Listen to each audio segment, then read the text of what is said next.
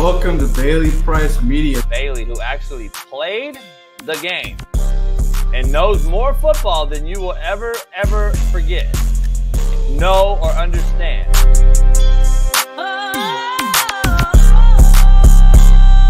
Man, shout out to Bailey Price Media. I am so excited to see what you're going to do with this channel. Everybody like, subscribe, comment, follow Bailey's journey. This is going to be real good. I'm excited for you, brother.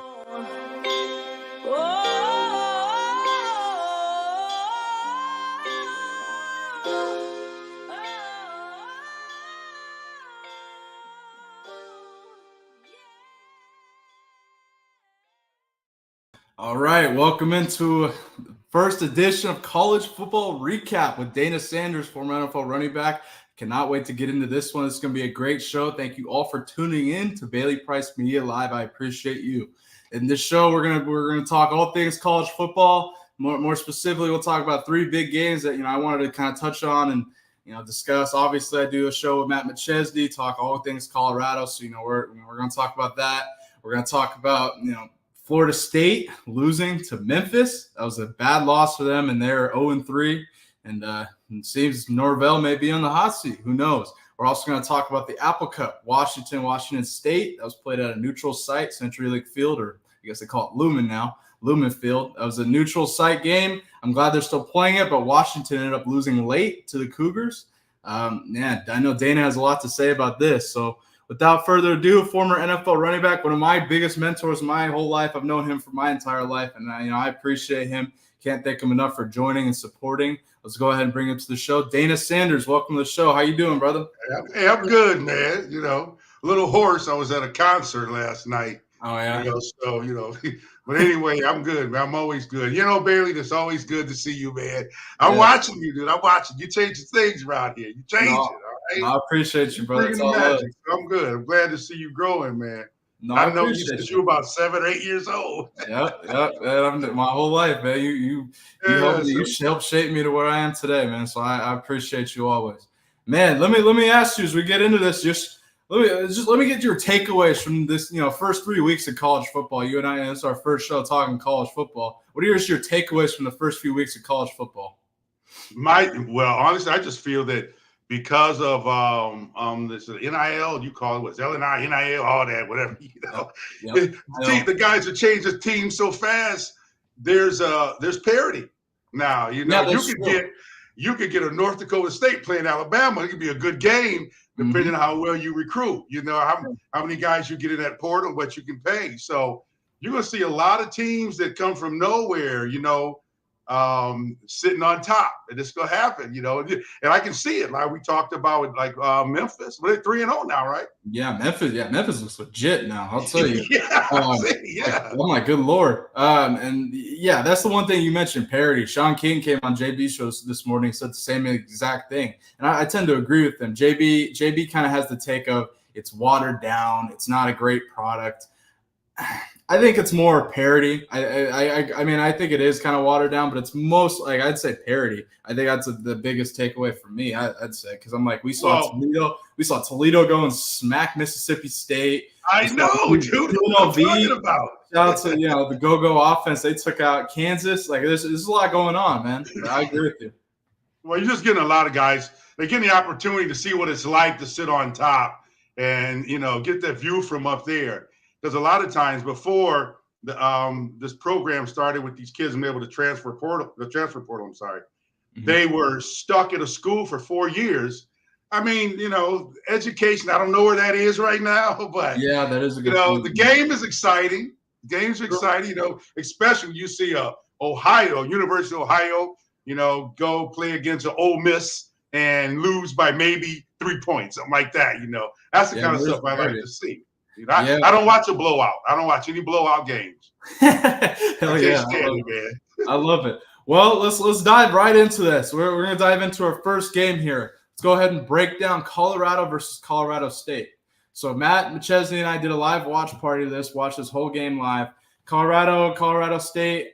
This is a huge game, for Colorado going into it. They had all the pressure in the world. after their loss to Nebraska. That was a tough loss for them. They had all the pressure in the world. Colorado State was talking that shit before, saying we should have murdered them guys last year, all this and that, whatever. And, it ended up – Colorado State ended up coming out and looking horrific. Colorado really seemed to be able to run the ball, which is something we've been looking for the whole year. Last year, they averaged 2.3 yards a carry. Last night, they averaged 5.7 yards a carry, which is exactly what Matt and I have been talking about all offseason. And, Colorado, you got to get that yards per carry up, man.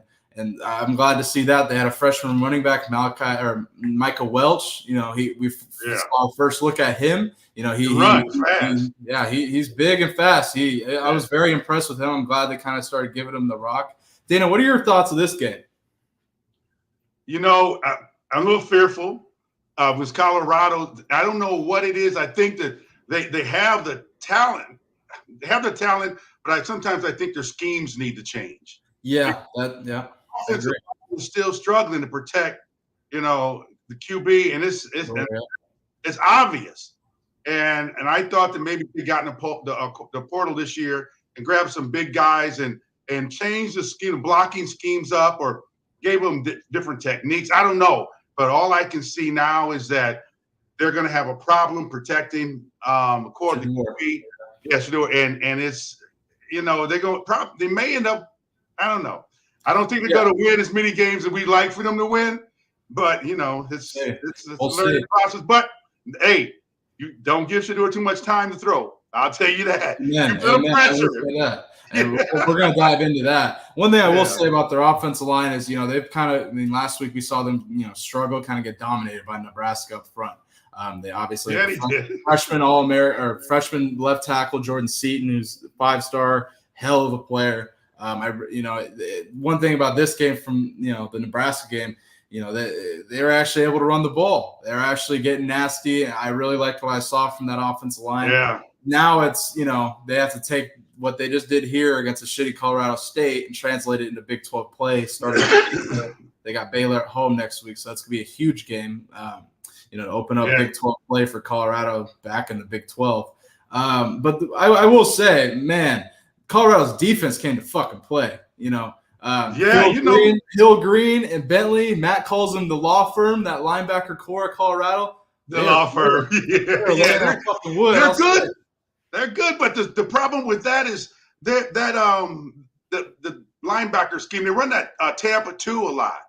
They drop into that Tampa 2, and that's a field day for crossing routes, and they're getting hit underneath a lot.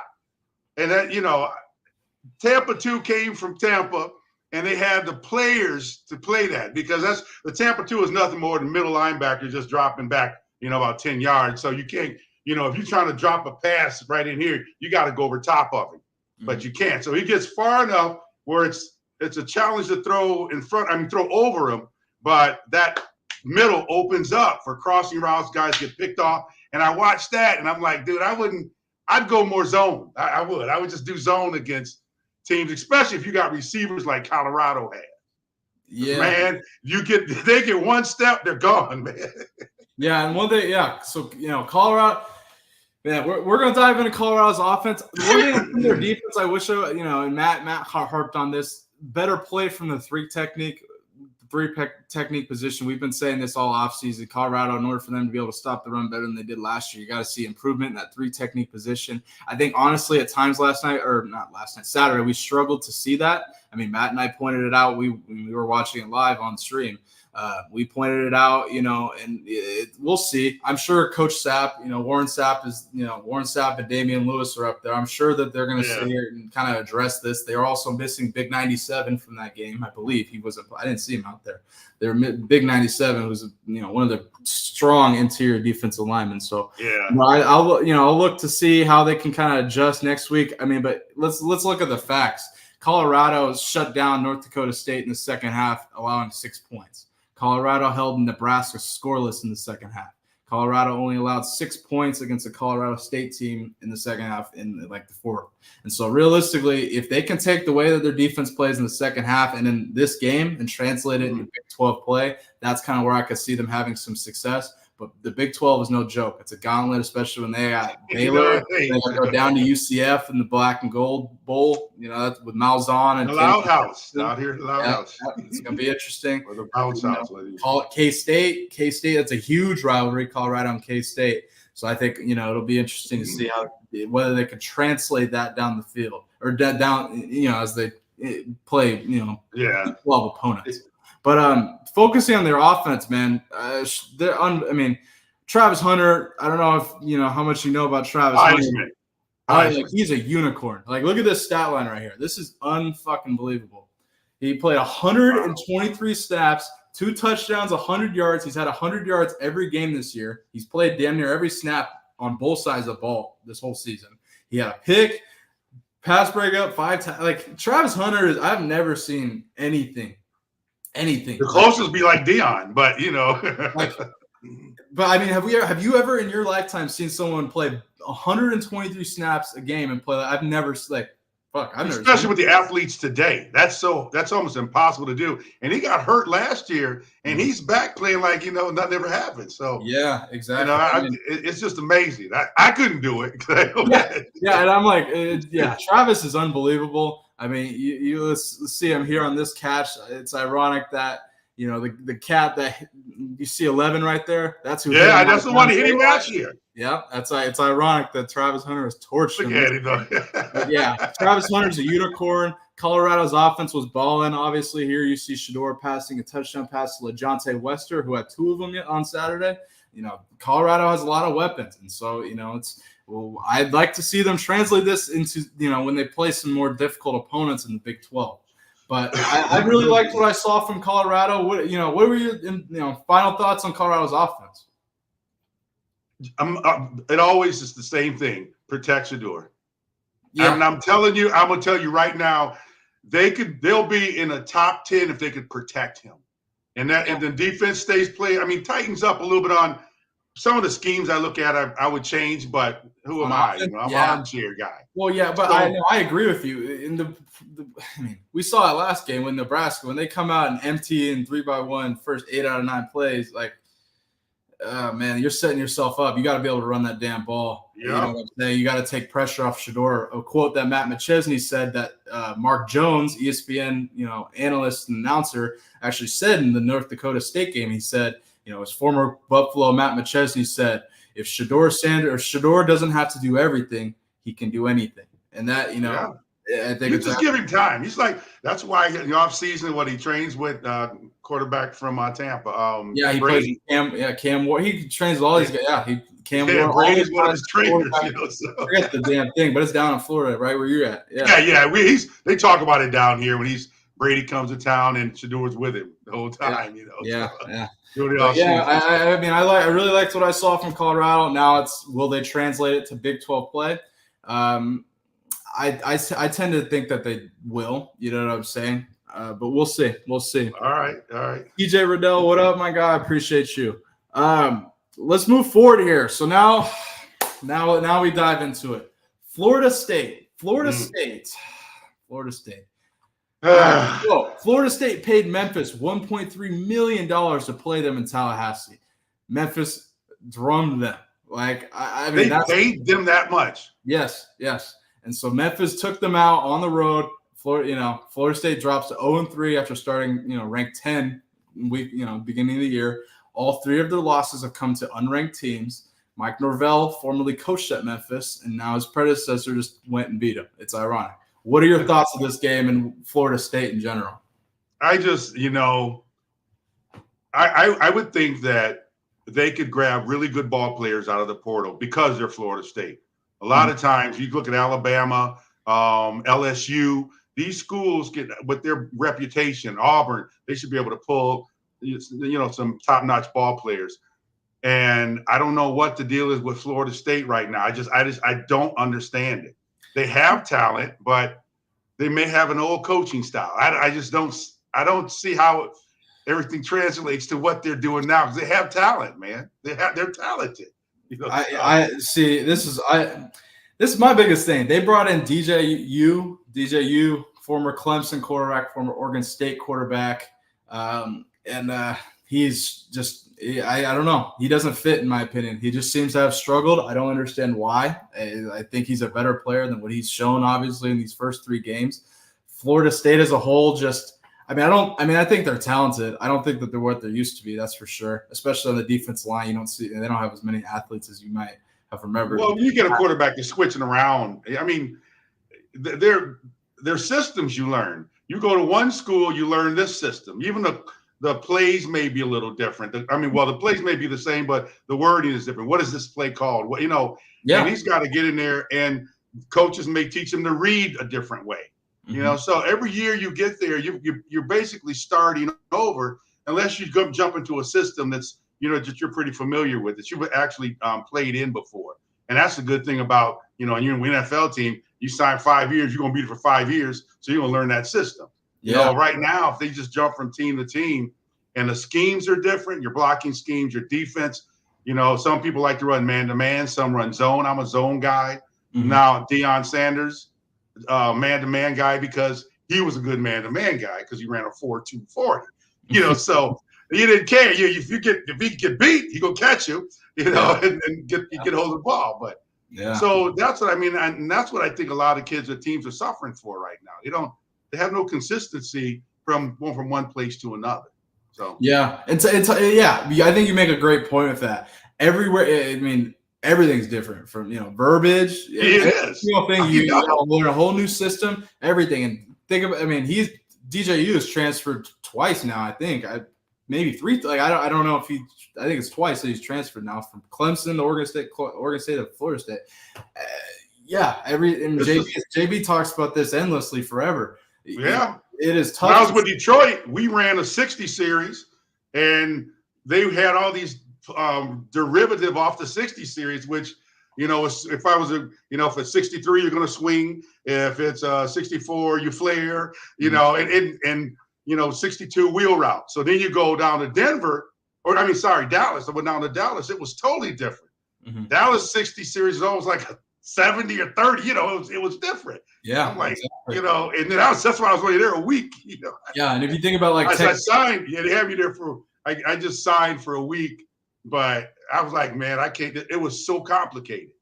And I'm not going to learn this fast and quick enough to stay on the team. So I can only imagine. Yeah, and if you think about it, every single place you go, every different team, you're coached differently. That's what these kids are facing. Technique, you're taught differently. Like I'm sure, I was in high school versus when I played it. Everything's different. You're always taught something different from coach to coach. Yeah, coaches teach different. I was a trainer, and I worked out in Michigan State. When I went from USC.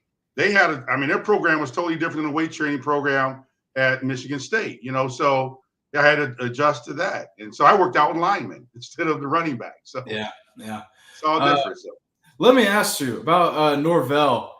Is he on the hot seat? What are we thinking? Because this is both. Here's the thing: both Florida, Billy Napier, and both Florida looks horrible too. So I don't know what the fuck's going on with Florida football, Florida State. Is Mike Norvell on the hot seat though? Yeah, in this day and age with the portal, you don't have to develop. All you got to do is guide the players. Get good players and just guide them. You don't have to develop anymore because they've been to other schools. And. Yeah, they're definitely on a hot seat because I know if if I was running the team, dude, we got 2 seasons. That's how I look at it.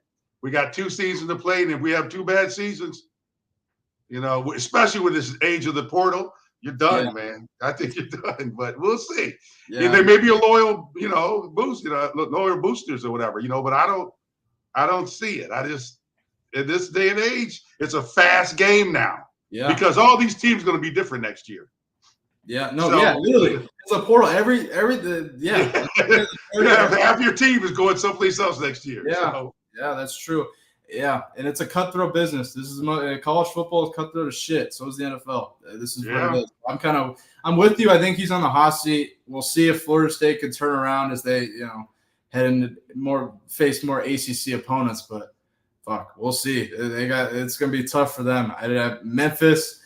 I'm a big fan of Memphis. They've looked great so far, and that was a huge trap game going into that because I was like, man, Norvell, formerly of Memphis, oh boy, they invited. Oh boy, it was just a recipe for disaster. So when I saw that, I was like, man, good for Memphis, Florida State. You got some things to figure out for sure. Yeah, they do.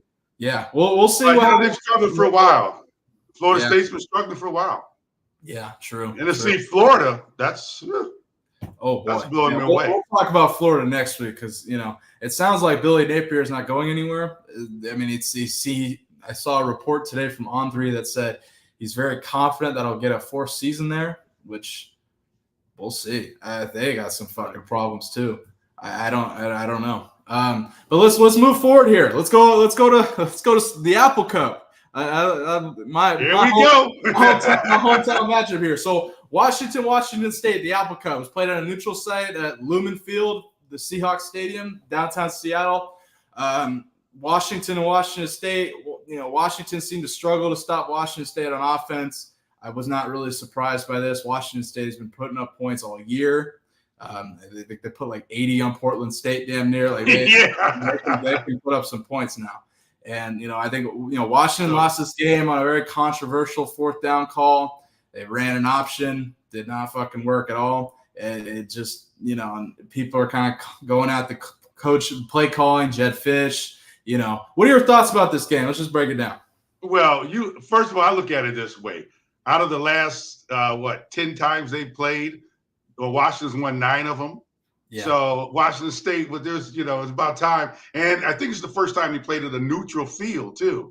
Yeah, that is true. So, and that to me, that's a huge difference. And that when you're out there, when you get down in your end zone and you can't hear because they're screaming at you. Mm-hmm. I got to get the play for the quarterback. Mm-hmm. And you're going to run a wheel route or whatever. And if I can't hear, but at a neutral stadium, I think it was more balanced. I'm like you, lived in Seattle a long time, mm-hmm. and I like you, Dub, but I always push for the underdog. Like in Michigan, we have Michigan State guy, but you like Washington, but I just think that Washington is coming up, and I think they're going to be a team to deal with, like Nebraska. I think there will be a team to deal with. Washington State. Yep. Yeah. I think Washington State's going to be a team to deal with. You may disagree. Wow. See, that's interesting. I mean, I think Washington State is legit on offense. They just can't stop fucking anybody on defense. That's true. But this is a rivalry. You got to consider this is always going to be, you know what I'm saying? I understand that. But their record is what, 2-1? I believe so. Let me check. I think they're 2-1. They might be undefeated though. I think they're 3-0. Yeah. Okay. 3-0. Yep, go ahead. Yeah, so you got to watch them, man. You got to watch them. Yeah, they can put up some serious fucking points. So any game I watch. And their quarterback, you see, man, he got a hell of a quarterback. He's a runner. Yeah. He had over 100 yards, didn't he? He replaced Cam. I was interested to see how Washington State looked in a real game without Cam Ward. And so I think we saw this. That that quarterback, I mean, he's unbelievable. And so we'll see.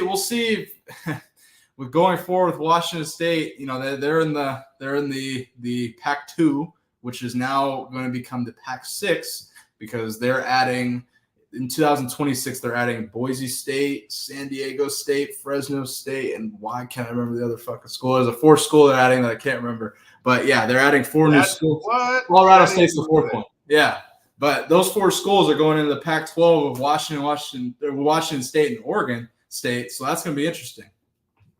See, they need to go down there and grab North Dakota. They need to get those Jackrabbits. They need to get them guys up here, man, because they can play. Like I think North Dakota State for sure. Yeah. I mean, at least put North Dakota State in the Mountain West. North Dakota State could go and play for the Mountain West. They could. North Dakota State in Montana. Was it Montana or Montana State? Who's the Jackrabbits? They're the South Dakota, I believe. Jackrabbits. Is it South Dakota? You're talking about Montana State Bobcats? Bobcats. Never mind. Think of the Bobcats.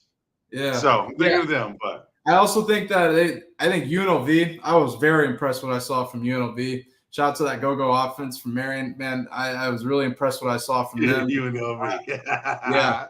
UNLV took out Kansas on Friday in a big win. Kansas really has seemed to struggle earlier in the year. which I did not really expect to see from them. They lost to Illinois and now UNLV. UNLV looks unbelievable. UNLV and then Nevada, led by Jeff Choate, former Montana State coach. I would also throw Nevada in the Pac-12. I think that's probably what's got to happen. Oh yeah, I'm hearing rumors that I don't usually watch them, but I have. So yeah. Well, you gotta watch UNLV. I think you'll be thoroughly entertained. Okay. But I hearing rumors that Tulane maybe Tulane's tough. Yeah, Tulane's very tough, man. They're coming along. New Orleans, my family's from. So yeah, Sean King's school. They have a freshman quarterback that's a hell of a player. They played Oklahoma last week, and Sean King said they will win. I don't think Tulane was ever going to beat Oklahoma, no matter how down Oklahoma is this year. But they're always if they come back. Oklahoma's a team you could always count on. They've been that way since I've watched them. So yeah, and we'll see. But before you go, I want to throw my Union hat on for a minute. Go ahead, talk. What's up? Okay, so I don't know if you know how these in the NFL. Did you know that you get taxed in every state you play ball in? Yes. If so, now with this NIL, I looked it up. These players, just like NFL players, they pay federal taxes, state taxes, county taxes, city taxes, depending on where you go play. And then you have they get taxed on their endorsements, they get taxed on their bonuses, they get taxed on their salary, their game check, and they, like you said, in each city they go to. So they're signing these big contracts. And if they don't have anybody to manage their money for them or to watch what they're doing, you're going to see a lot of players just fall off and move on, because you get a lot of guys out of inner cities that, have nothing. They want to buy their moms a house, want to take care of their families, because that's why they're doing this. Yeah. And if they get to the point where they don't know how to handle this money and they get that tax bill at the end of the year and they spend all their money, man. I have a good question for you about NIL. How do you feel about if a school offers a kid a bunch of money, he goes and he's either A, underperforming, or B, transfers? Should the school have to get that money back? Or what do you think about that? Just that whole situation? Well, I would look at that as the NFL. But if they bring you in, I would say you sign them to a contract. Say if you got a 1-year contract and this is what we're paying you, and you decide to leave, we take 25% of it back, or something like that. That's what I mean. In the NFL, you walk away, either the other team has to buy out your contract, or they come up with ways to get their money back. Though you say the wrong thing on camera, because they have that recapture clause in their contract. So, and I bet these colleges may have the same thing. Well, I think you're making a great point. Do you think college football, they're professionals now? You got to treat them like the NFL. They got to be taxed. If you're going to go to another city, and they tax your hotel too. Mm-hmm. Your hotel may cost $8,000 for one night. You players split that up. So, but I'm just saying that's a big part of this game, and there's a subconscious part of this that can affect their ball play when they know now that, shoot, I have no money. You get like game 9, 8 or 9. Because I know they play now we're playing 12 games in college? Yeah. So you get a 7, 8, or 9, and you're like, oh, shoot. My taxes hit. I gained this. I'm struggling. So it may perfect their, we'll see. Yeah. So I don't know. That's not just, but that's, as a union rep, I look at that kind of stuff, man, and the effects it have on you, because you think about that stuff. Absolutely. When you got you got a contract where you got to get a certain amount of yards. And all of a sudden the coach pulls you out, because if you'd have got 10 more yards, team had to bonus you out another $500,000. NFL, you don't get that 10. Why'd you pull me out? So, yeah, it's interesting. It's interesting. I don't know how much regulations are going to come from this. It's not really. They're signing contracts, but it's not like NFL contracts. It's very unregulated right now. It's very much the law. Yeah. Well, just look. My thing is, I just think it's it is just like the NFL. They're getting paid, and so I'm going to take a look at that and make sure. But for the most part, I can't see why they would be any different because it's commerce. You go play a ball game someplace, you go for 1 week, you practice, you still got to pay income tax for that city. Yeah, I hear so, you know, but anyway, I don't want to take over the show, man. But no, hey, it's okay, man. This is why I appreciate you coming on. You'll say the shit that other people won't. I don't think anyone else really looks at it from that perspective, or very few people in this world. That's for sure. Yeah, well, I look at the kids. My thing is the kids, man. No, absolutely. I always look at how they're going to be affected, and they, you know, play ball, no money, no education. What are they going to do? And you know where you're going to find them? You know, held up someplace where they can't leave unless somebody opens the door for them. And you know, I've seen it because I'm down here in Florida, and I worked a lot with, you know, a lot of the kids that came out of Seminole High School, then ended up going to Florida State, you know, Auburn, all these different schools, and a lot of them ended up broke and in jail. Yeah, I've had some released to me through the court system, you know, so because I'd go to court with them. But anyway, but the game is a good game. We love it. Yeah, no, I hear you. Well, let's go ahead and wrap this up. Week 3 college football recap. Dana, any closing thoughts headed into week 4 of college football? We're going to be back right here, same time next Monday, talking all, you know, Colorado's going to play Baylor this weekend. I believe it's exciting. Oklahoma. There's a lot of big games. What are your thoughts? Who's Nebraska playing? Nebraska. Who does Nebraska play? Let me check. Because I got my eye on them this year. They could be so here's the thing with Nebraska. They could be undefeated headed into I believe they play Illinois this week, which is good. Yeah, they play Illinois on Friday. I forgot about that. That's gonna be a really good game. I would probably take Nebraska in that. I think they're a better team. And then my Spartans, you know, they're 3-0, but they haven't really been tested yet. You're Spartans, man. Fuck. I watched them real close in the first 2 weeks. They're interesting. They're 3-0, but I did not think they would be 3-0 after watching. I mean, they're interesting. I know, dude. I know. Jonathan Smith. I mean, Jonathan Smith. I mean, here's the thing: he's turning around that program, so I don't expect them to be a powerhouse year 1, right? But I do expect them to be improved. They looked. I mean, they look good. You know what I'm saying? So, you know, we're going to discuss that, all things college football and more. But Dana, I can't thank you enough for joining. To all the people watching, thank you so much. Hit that like button, subscribe. You know, we're gonna be back right here on Wednesday, same time, 5 p.m. Eastern, with 8-year NFL veteran Tank Johnson. We're gonna break down Big Tank. We're gonna break down all things NFL. You Bears, you know, Caleb Williams. Tank also played at Washington, so we're gonna talk the Apple Cup and so much more. But man, I can't thank you all enough for watching, and I'll see you guys on Wednesday. Peace.